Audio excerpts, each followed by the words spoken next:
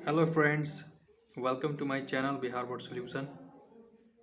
Question है, write an application to your principal asking for leave due to your sickness.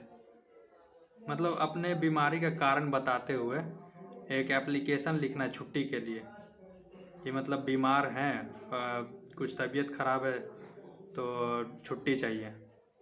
तो छुट्टी के लिए एप्लीकेशन लिखना है प्रिंसिपल के पास, प्रधानाध्यापक के पास, इंग्लिश में। इस तरह क्वेश्चन एग्जाम में हर साल आता है। 5 नंबर का ये क्वेश्चन रहता है और हेड मास्टर बोलिए चाहे प्रिंसिपल बोलिए, एक ही बात है, ठीक है। प्रिंसिपल के पास रहेगा कभी लिखा हुआ, कभी हेड मास्टर के पास। तो तरीका वही रहेगा, खाली यहाँ पे चेंज हो जाता है, द हेड मास्टर हो जाता है। बाकी सब वही रहेगा तरीका जो बता रहे इसमें।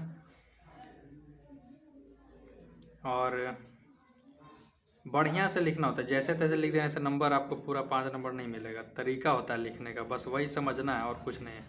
कुछ ज़्यादा डिफिकल्ट नहीं है, बस देखिए कैसे लिखते हैं एप्लीकेशन। तो लिखा हुआ है टू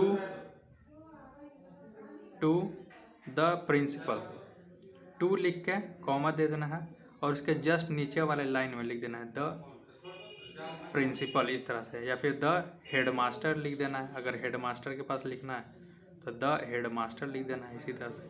और उसके जस्ट नीचे लिखना है इस तरह से XYZ हाई स्कूल। यहाँ पर हाई स्कूल का नाम बिल्कुल भी नहीं लिखना है, नाम पूरा नहीं लिखना है, ये सही तरीका नहीं है। शॉर्ट में लिख देना है XYZ हाई स्कूल, इसी तरह से।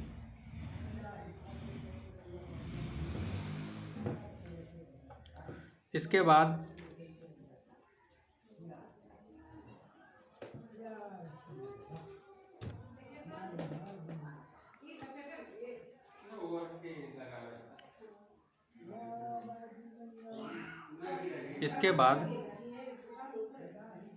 एक लाइन छोड़ के उसके नीचे लिखना है। यहाँ पे पैराग्राफ वाला लाइन रहता है, उसके जस्ट पास में ही लिखना है थ्रू लिख देना है, थ्रू। और थ्रू लिख के यहाँ पर इस तरह से टू डॉट्स दे देना है, 2 बिंदु, और लिखना है the class teacher, through the class teacher, इस तरह से।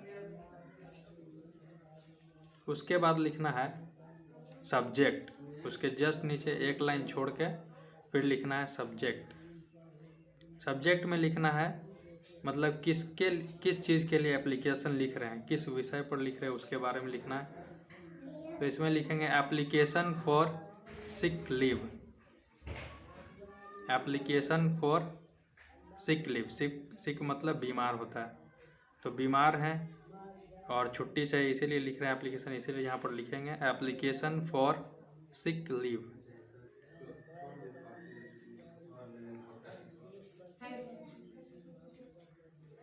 उसके बाद लिखना है यहाँ पर एक लाइन छोड़ के सर, सर मतलब महाशय, सर लिख के कॉमा दे देना है और जस्ट नीचे वाले लाइन में यहाँ से स्टार्ट करना है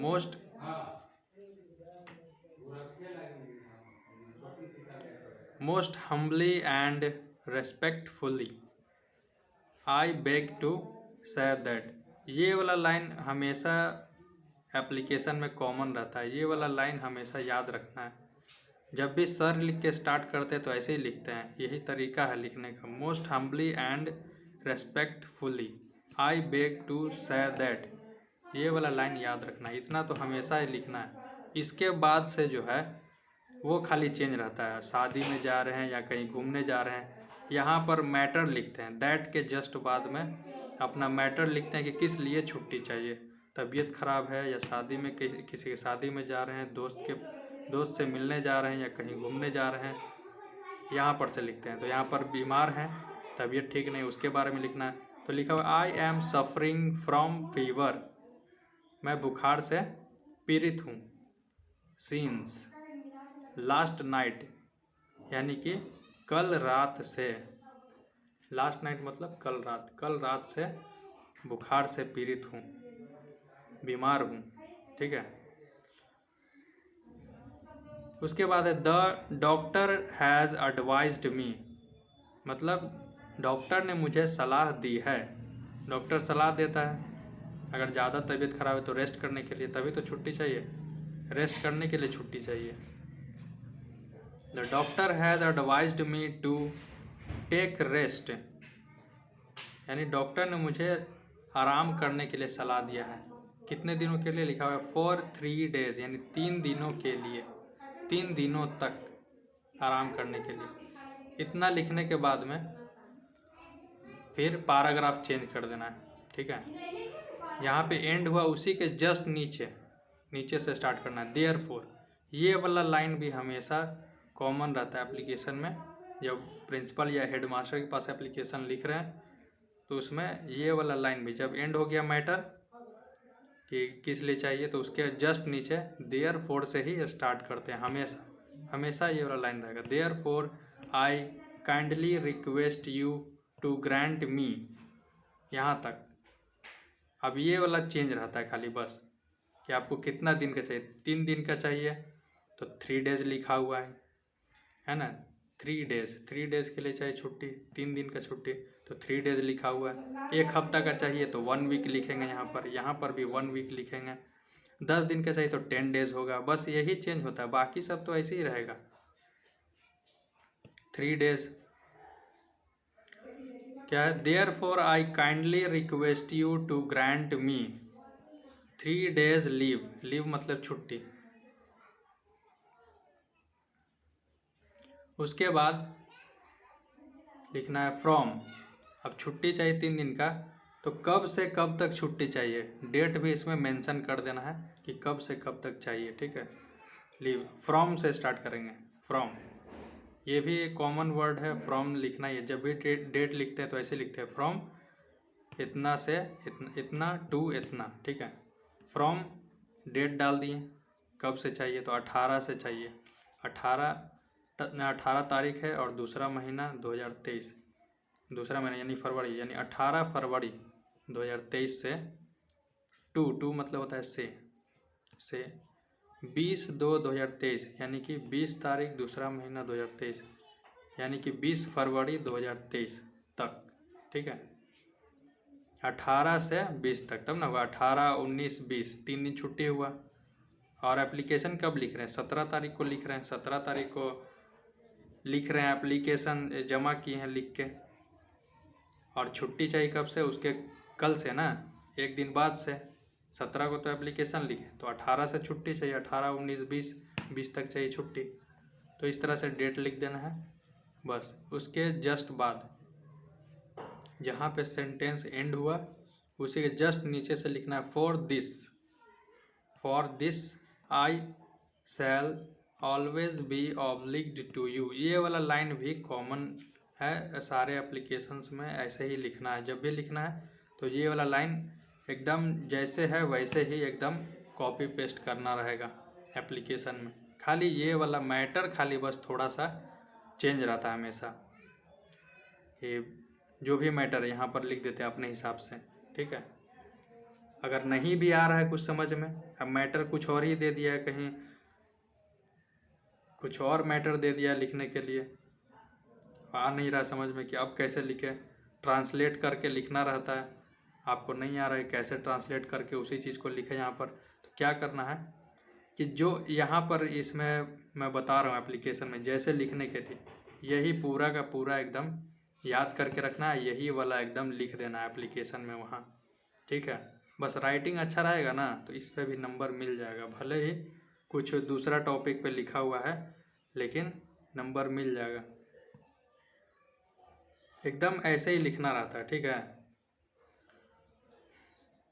तो ये वाला लाइन भी याद रखना है, for this I shall always be obliged to you. एकदम जैसे वैसे ही लाइन ये वाला ऐसे ही लिखना रहेगा। तो कह सकते हैं कि ये सब याद करने वाला है, हमेशा तो ऐसे ही रहेगा, तो इसको याद कर सकते हैं। यहाँ से याद कर लेना है एकदम फॉर्मेट, इसका लिखने का फॉर्मेट याद कर लेना है। To the head master XYZ high school, एकदम रट जाना है। और क्या, ये सब line through the class teacher, ये तो हमेशा जब लिखेंगे एप्लीकेशन तो लिखना ही है, तो याद कर लेंगे। खाली थोड़ा सा यहाँ पर चेंज आता है कि एप्लीकेशन फॉर सिक लीव है, या फिर 4 दिन का छुट्टी चाहिए या 5 दिन का, ऐसे लिखना है किसी और रीज़न से। तो application for 3 days leave 1 week leave ऐसे लिख सकते हैं, 10 डेज लीव 10 दिन के छुट्टी के लिए, या फिर छुट्टी माफ़ करने के लिए अगर लिखना है तो application for leave of absence, application for, अगर छुट्टी चाहिए, छुट्टी माफ़ करने के लिए एप्लीकेशन लिखना है, छुट्टी पहले ही हो गया है और फाइन लगता होगा छुट्टी करने से अगर स्कूल में, तो उससे बचना, या फिर पिटने से अगर बचना है कि कहीं पिट ना जाए, तो ऐसे लिखना होगा, सब्जेक्ट में ऐसे लिख देना है। कहीं छुट्टी तो हो ही गया है, तो हो गया तो ऐसे लिखना है, एप्लीकेशन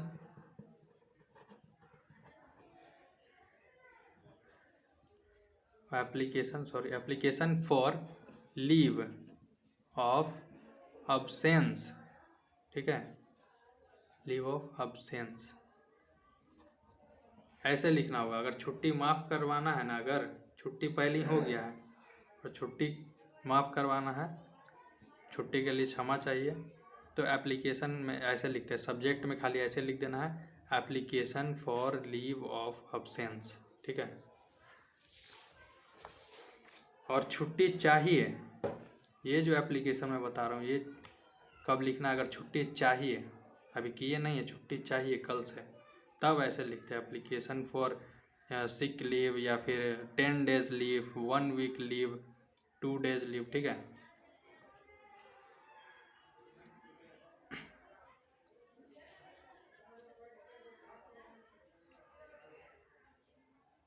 और यहाँ पर भी थोड़ा सा चेंज हो जाता है, अगर छुट्टी माफ़ करवाने के लिए एप्लीकेशन है तो यहाँ पर थोड़ा सा चेंज होता है। यहाँ पर लिख सकते हैं, Therefore I kindly request you to grant me 3 days leave of absence, खाली यहाँ पे जोड़ देना है, लीव के बाद में जोड़ देना है ऑफ अब्सेंस, जो सब्जेक्ट में लिखे थे अभी, application for leave of absence, तो यहाँ पर लीव के जस्ट बाद में लगा देना है ऑफ अब्सेंस। अब बाकी डेट लिख देना है कि कब से कब तक छुट्टी हुआ, छुट्टी जितना दिन हुआ है, जितना तारीख से जितना तारीख तक हुआ है, उस डेट को यहाँ पर लिख देना है कि इतना तारीख से इतना तारीख तक छुट्टी हो गया है, ठीक है। बाकी सब सेम टू सेम ऐसे ही रहता है, कोई ज़्यादा चेंजेस नहीं रहता, ठीक है। तो हो गया, यहाँ तक हो गया। और उसके बाद में लिखना है कॉपी के जस्ट बीचों बीच, कॉपी का पेज है इतना चौड़ा, उसके जस्ट एकदम बीच में एक लाइन छोड़ के, यहाँ से ऑब्लिक्ड टू यू लिखने के बाद में एक लाइन छोड़ के एकदम कॉपी के बीचों बीच पेन रखना है और वहाँ से स्टार्ट करना है, योर ओबीडियंट स्टूडेंट, इतना लिखना होगा एकदम सेम टू सेम ऐसे ही। और उसके बाद एक लाइन छोड़ के लिख देना है, नेम लिख देना है, एकदम जैसे लिखा वैसे ही लिखना है तो ज़्यादा बेटर रहेगा, अच्छा नंबर मिलेगा, 5 में 5 नंबर भी मिल सकता है। नेम में क्या लिखना है, अपना नाम नहीं लिखना है, ABC करके छोड़ देना है, नाम बिल्कुल नहीं लिखना है। जैसे स्कूल का नाम नहीं लिखे, शॉर्ट में लिखे XYZ school, XYZ high school, वैसे यहाँ पर भी नेम नहीं लिखना है, नेम में लिख देना है ABC, यही तरीका होता है अगर एग्ज़ाम में एप्लीकेशन लिख रहे हैं तो। स्कूल में जब लिखते हैं ना तब लिखते हैं, अपना नाम लिखते हैं, स्कूल का नाम बढ़िया से लिखते हैं, यहाँ पर नहीं, शॉर्ट में ABC।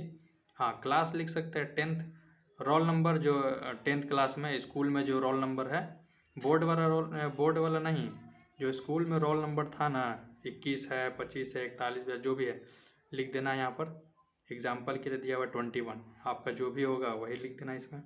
उसके बाद डेट लिखना है, डेट कौन सा, जिस दिन एप्लीकेशन दे रहे हैं, जिस दिन एप्लीकेशन लिख रहे हैं वो वाला तारीख यहाँ पे लिखना है, वो वाला डेट लिखना है। तो हम 17 तारीख को लिख रहे हैं तो 17 तारीख, अगर 17 तारीख को लिख रहे हैं तो 17 का लिखेंगे, 17/2/2023, 17 फरवरी 2023 डेट लिख दिए और बस ख़त्म, इतना लिख के छोड़ देना है, हो गया एप्लीकेशन रेडी, ज़्यादा कुछ नहीं है। तो सिंपल सा एप्लीकेशन है।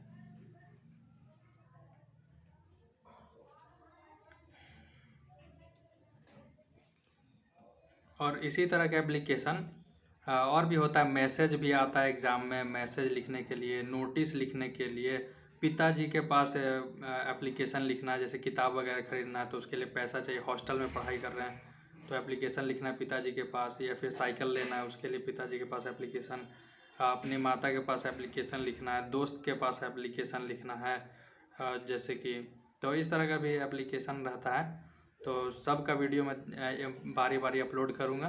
वैसे ये वाला कॉमन एप्लीकेशन है, ये वाला तो एग्ज़ाम में रहता ही रहता है एकदम, तो इसको बढ़िया से प्रैक्टिस कर लेना है, तो इससे 5 नंबर का जुगाड़ हो जाएगा। और ऐसे ही हिंदी में भी एप्लीकेशन आता है, हिंदी का जो सब्जेक्ट होता है उसमें भी एप्लीकेशन है 5 नंबर का। उर्दू का, अगर उर्दू आप मुस्लिम हैं, उर्दू सब्जेक्ट है आपका, तो उर्दू में भी एप्लीकेशन होता है, 5 नंबर का आता है एग्ज़ाम में। तो सब का वीडियो मैं बारी बारी अपलोड करने वाला हूँ। अब हिंदी का अपलोड करूँगा, फिर उसके बाद उर्दू का भी अपलोड करूँगा। और सब में यही हेड मास्टर के पास, प्रिंसिपल के पास एप्लीकेशन ये वाला रहता ही है। उर्दू में भी आता है, प्रिंसिपल के पास एप्लीकेशन लिखे छुट्टी के लिए या फिर किसी और मैटर के लिए। और हिंदी में भी रहता है, अपने प्रधानाध्यापक के पास एक आवेदन पत्र लिखें। तो ये बहुत ही बेसिक क्वेश्चन है, 5 नंबर का रहता ही एग्ज़ाम में। तो अगर इसी तरह का और वीडियो आपको चाहिए इंपॉर्टेंट क्वेश्चन का, तो हमारे चैनल को सब्सक्राइब कर लें। और वीडियो अच्छा लगा तो वीडियो को लाइक करो, चैनल को सब्सक्राइब कर लें। Thanks for watching.